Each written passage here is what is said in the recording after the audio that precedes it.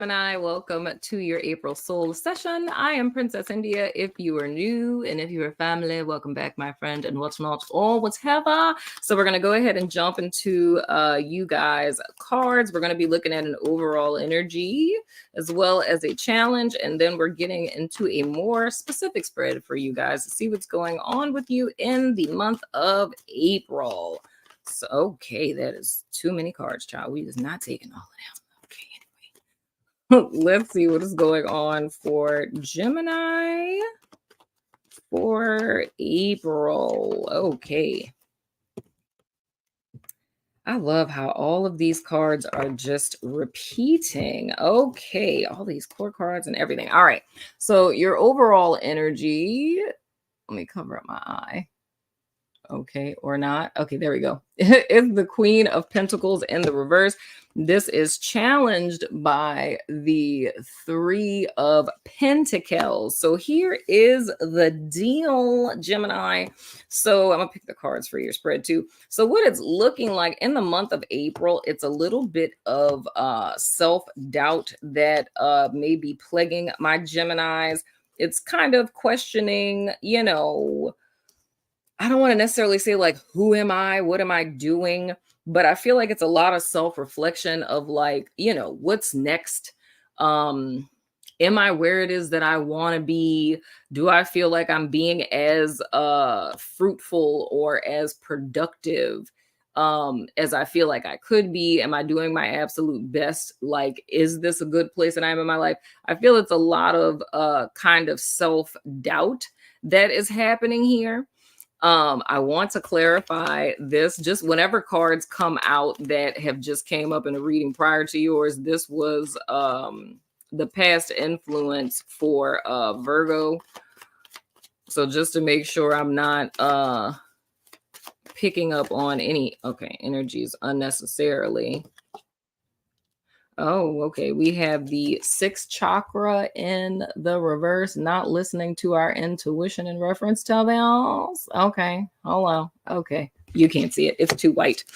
But anywho, it is the sixth chakra archangel, Metatron in the reverse. So that is interesting. So here's the deal. When we talk about helpers, my God, y'all play too much. I would never say that, but I'm just going to say it because they said it. I heard heavenly helpers. I would never use that terminology ever because I feel like it's a little corny, but whatever. Anywho, but when we talk about help in that context, this would be speaking to those heavenly helpers. So more or less the challenge for my Geminis, which I mean, I get it. You can't solve a problem with the same mind that created it. The thing that's going to be very helpful for, dang, that would be really jacked up if somebody was like an atheist or something. That would be tough. That would be a challenge. Dang. Okay. Anyway, random thought. I'm not hating on atheists. I'm just thinking it's like with the challenge being heavenly helpers and more or less listening to your intuition. It's more or less like the big challenge to overcome in the month of April is going to be accepting help, but it's accepting help from an intangible divine source. You know what I'm saying? And that's not necessarily, I can't say for all Geminis, but for the Geminis that would resonate with this, like who this message is for, this would be, and I mean, that makes sense because you are an air sign showing up as the, Queen of Pentacles in the reverse and things. But anyway, this would be a Gemini that puts all of the weight of like what happens and what doesn't happen like solely on what's happening in 3D. You know what I'm saying? And what is manifesting in 3D up to this point doesn't necessarily match up to what you would want ideally. You feel what I'm saying? So it's more or less like a good example of this would be like a person who has done everything they can possibly do in 3D. You know what I'm saying? So you've hit a wall And there's nothing else that you can do at this point, because everything that's in your power to, change the situation, help the situation, you have, pretty much run out every option, opportunity, resource that you have. You feel what I'm saying? And so you've left no stone unturned, proverbially speaking. And the challenge with this now is kind of, and I, I don't know what type of stuff my guides are on right now, but it's like, leave it in God's hands. You feel what I'm saying? Like, that's kind of the place that you guys are at. And the thing is that that's not necessarily a thing that Gemini has ever done. And I not saying, everybody's an atheist, but just saying, even if you do believe in some type of higher power, the universe, whatever, it's your stance on problem solving has never been to put it in the hands of the universe or give it to God, leave it at the cross, whatever the case. You know what I'm saying? That's not really your order of business.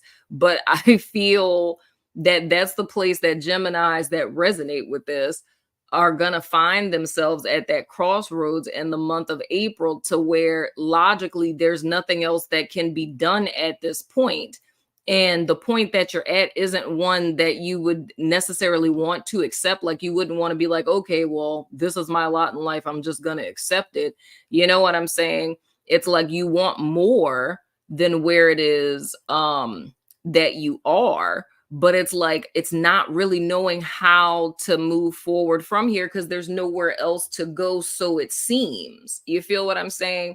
So this is saying to me, this is leading to a place where Gemini has full understanding, and you guys have probably heard me say this before, Gemini has full understanding of where it is that you are and how you got here. But what's needed to know how to chart forward is overstanding, if that's making sense, And that's like my guides are saying, heavenly helpers.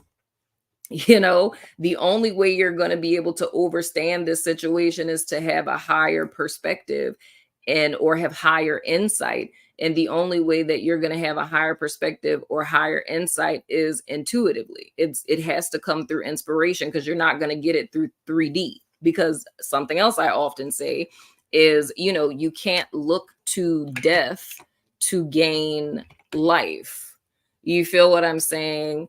Like, everything in 3D is, in the process of dying, or it's already dead. So how can you look to death to gain life? You know what I'm saying?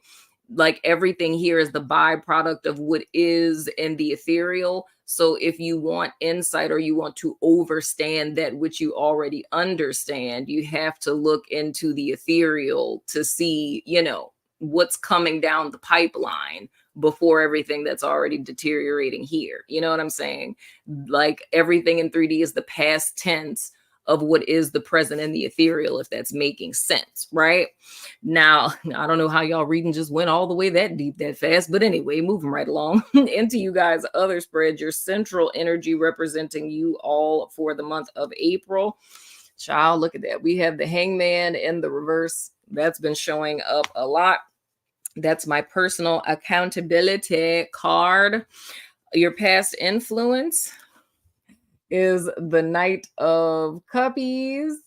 I don't know why. Okay, there it is. My freaking camera is like, look, girl, I am tired. Okay. Your hidden influence, who is the High Priestess in the reverse. Child, look, this is not a joke. This is not a test, Gemini. Oh my God, what is happening? Okay, there we go. The High Priestess in the reverse, and that's Pisces energy. The Hangman is Aquarius or Pisces and Cancer, because I just throw those in there. Your above energy, which is your potential outcome. That came out for Virgo. We have all these core cards, child. Oh my goodness. What are we doing? Seriously. We have the King of Swords and what to look out for moving forward. We have the Five of Wands in the reverse. Yeah, my camera is just like, girl, look, I didn't had enough for today. You've been working me too hard.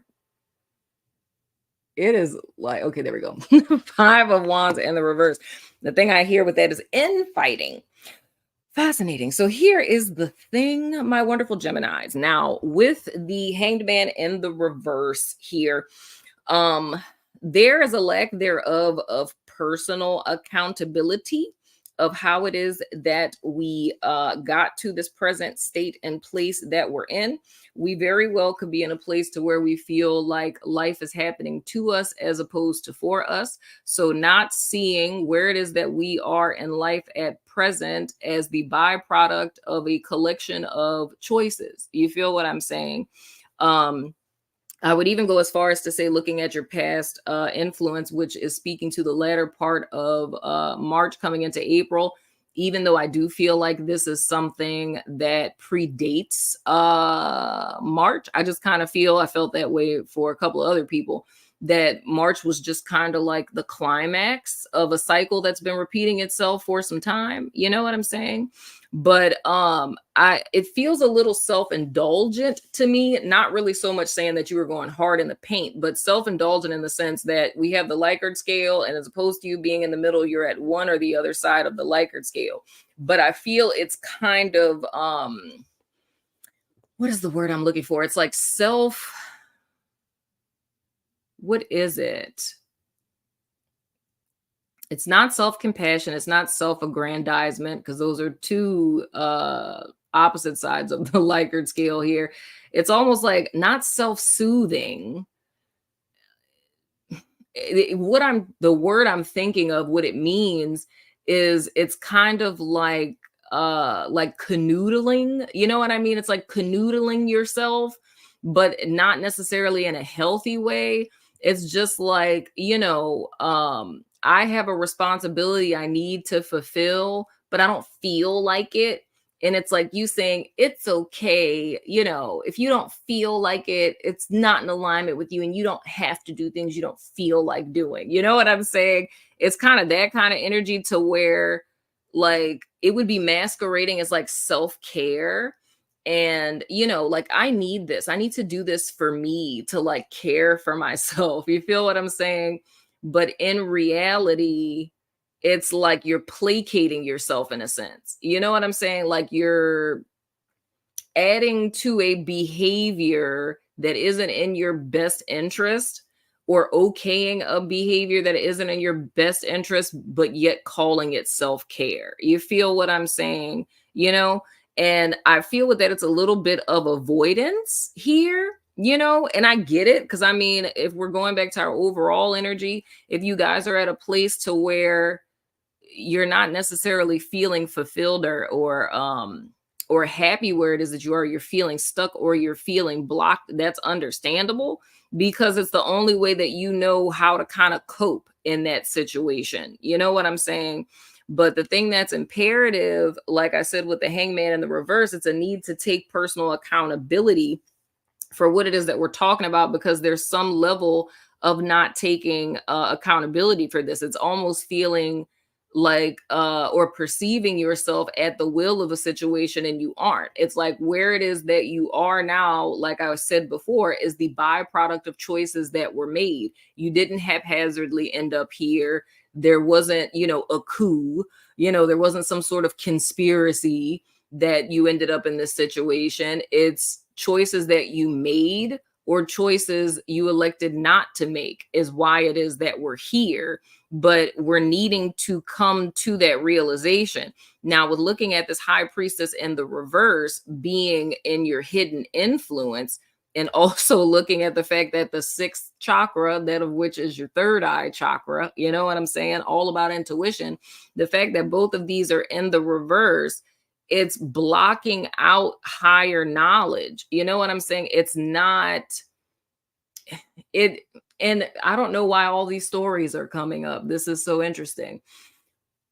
Um, what is it Arabian Nights? I think that's the name of it.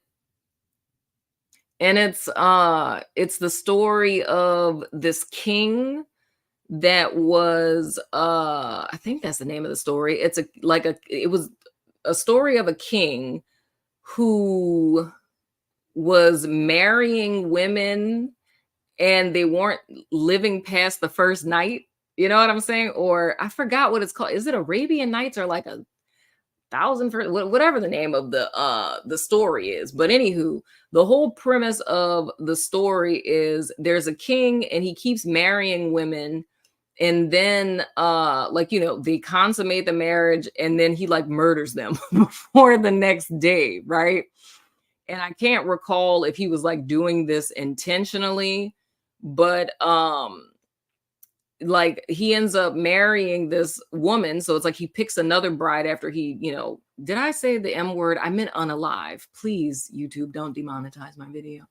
But anyway, so he ends up, you know, unaliving one wife, and then the next wife that he gets, this girl's like, oh my gosh, like he has unalived every single wife every night prior to me. Like, I don't want to lose my life, right?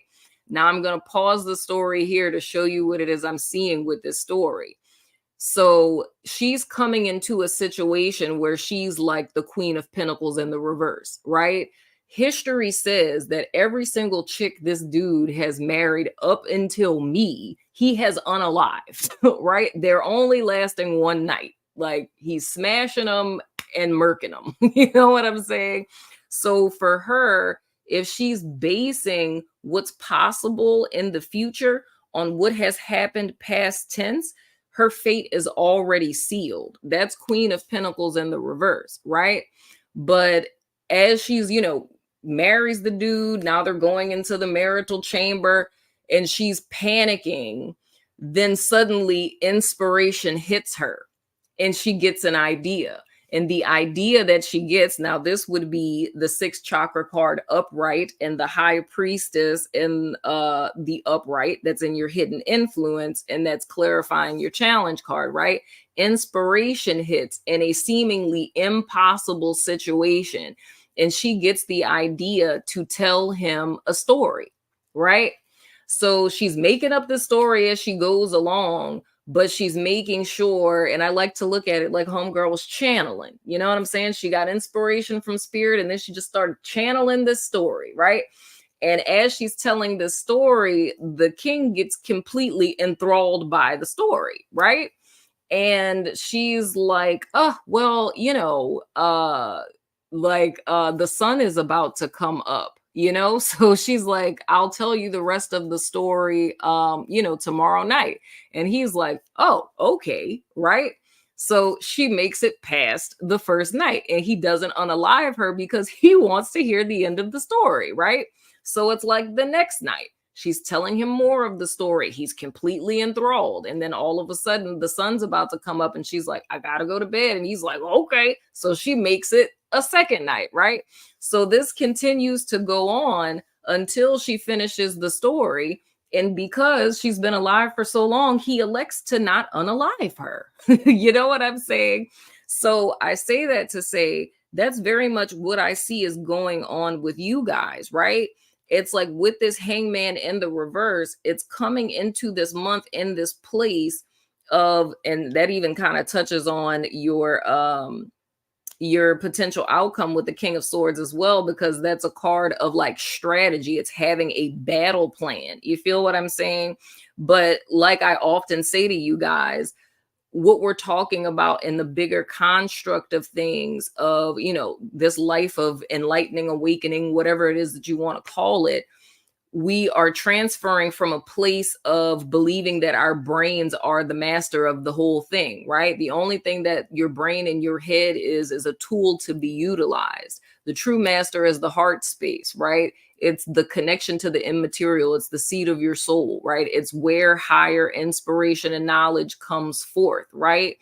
The true definition of awakening is that realization that your brain is not the master in your head. It is, you know, finite. It's limited. It's never been outside of your skull. You know what I'm saying? It does not know what outside looks like. The only thing that it knows is the stuff that you've programmed into it. And because we are one human being with limited experiences, all your brain is recycling is what it is that it knows. You know what I'm saying? Until you experience otherwise. So, I mean, it's not necessarily something you'd want to rely on. You feel what I'm saying? So, anywho, well, I'm not saying don't rely on your brain. Let me give that disclaimer. but I'm saying in the sense of what's possible. You feel what I'm saying? Your brain is only going to tell you what's possible based on what you've experienced, and that's limited. That's what I mean by that. But anywho, so the whole thing is it's coming to that realization that your heart, not the organ in your chest, but your heart space, the seat of your soul, that being the true master because it has a connection to the immaterial infinite realm, right? Infinite knowledge. You can look at it as the zeitgeist, whatever you want to call it, right? It's like having knowledge beyond what we know to be possible. That's what Einstein did and all the things, right? So having access to that, and once we realize that, then the mind takes its true place, which is to be in service to the heart space, right? So we use that as a tool in order for us to progress forward. So it's channeling that higher knowledge through this organ in our brain to execute things into the material realm. You know what I'm saying? As opposed to trying to solve a problem with the same mind that created said problem, right? So I feel that's what I'm seeing with your potential outcome with the King of Swords. It's more or less going through this transformative process and reconnecting to that immaterial, intuitive, higher knowledge, like old girl in the story, right? And she got a creative solution to a problem that her brain would have never come up with, because the brain was saying, like, you in danger, girl. That's pretty much all the brain could tell you, because that's all the information to go off of. Why would I be so different if every other chick prior to me was unalive? So that's the situation I feel Gemini is finding themselves in. And your only way out of this, is going to be tapping into that higher knowledge. And I feel, it's not saying that you guys have never gotten an intuitive hit in your life, but I feel, and like, again, I said, this is not every Gemini's reading. You know what I'm saying? I feel this is for Geminis where your go-to for problem solving is self, and if self ain't got no answers, ain't no damn answer, ain't no way out of this, ain't no way to fix this. You feel what I'm saying? So this is about reaching to something outside of yourself or something bigger than yourself, or allowing yourself to be open to the possibility that such of a thing exists, that as a human being you don't know everything. And I mean, I'm not even gonna go there, but anyway, it's like, as a human being you don't always know everything, and sometimes you can have those miraculous experiences that no one can really explain, that can give us solutions to problems. And looking at what to look out for with this Five of Swords in the reverse, like I was saying, that's the infighting. And I don't feel like this is necessarily anything new, but I do feel, in a sense, it's coming to a head in the month of April, because I feel like that infighting is literally, proverbially, the final battle between good and evil. But the final battle between good and evil that's happening is within yourself. It's a fight between your mind and your heart space, and it's fighting for you, if we could look at it that way. And that's the same thing the entire collective is going through, because by the end of the month, you are at the same crossroads that everyone else in the collective is at. And it's who's going to be the master that you serve? Are you going to continue to serve your mind, your sensory consciousness, or are you going to choose to serve your higher consciousness? You know what I'm saying? That higher wisdom. And I feel, it's a little bit of an easier choice to make, in a sense, because I feel up to this point, you've already walked one path and mastered it. You know what I'm saying? And if you're really not digging where it is that you're at right now, then what could it really hurt to walk that other path? Because the beautiful thing with you having mastered the physical realm of things, most people have to do this backwards, Gemini. But with you guys, I feel like to a certain level, you've mastered personal accountability in the sense of 1 + 1 = 2. If I want something done, I need to do it. If I want to get to a goal, I have to create a strategic action plan, right? Like, you've mastered that, right? But that immaterial side, I don't necessarily feel that that's been an epic focus. But I feel if we were to look at it as like the transcendent human, right? This is a human who's 100% immaterial and 100% material. So this is a person who's mastered to some level the spiritual realm, as well as to some level has mastered the physical realm, right? So when you put those two things together, like you got somebody who is like lit. You feel what I'm saying? Because you're understanding how both worlds work in unison, in so many words, and how one doesn't trump the other, but the two are working collectively, you know? I I look at psychology like that. You know, psychology would be a perfect example of this. It's the fact that a lot of inner processes, our perceptions, the way that we think, the things that we believe, the things that we value, right? These are all intangible, immaterial things that are swimming around inside of all of us, right? But these things are translating into actions and behaviors, words that we're saying to people, how we're choosing to show up in the world, the personas and the masks that we wear.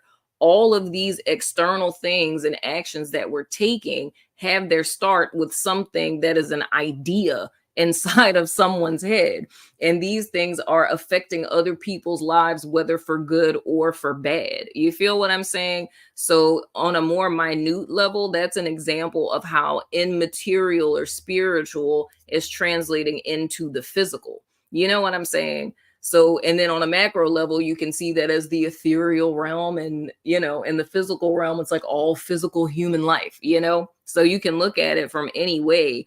But I feel that, like I said, the Geminis who would resonate with this, these are Geminis who don't necessarily always include anything immaterial into things. You know what I'm saying?